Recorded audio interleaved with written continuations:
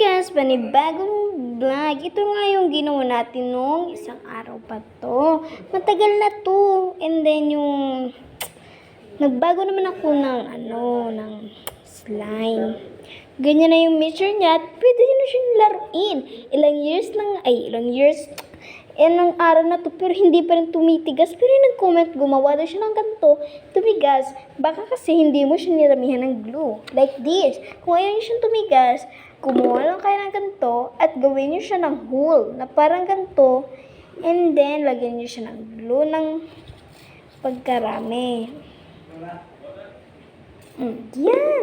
Mix mo lang siya ng mabilis para agad lang siyang magiging mixture. Kung meron ka pang glue, para hindi siya guys tumigas, lagyan nyo rin siya na palagi ng glue ng kaunti. Yan ha, alam nyo nang gawin, di ba? Bye!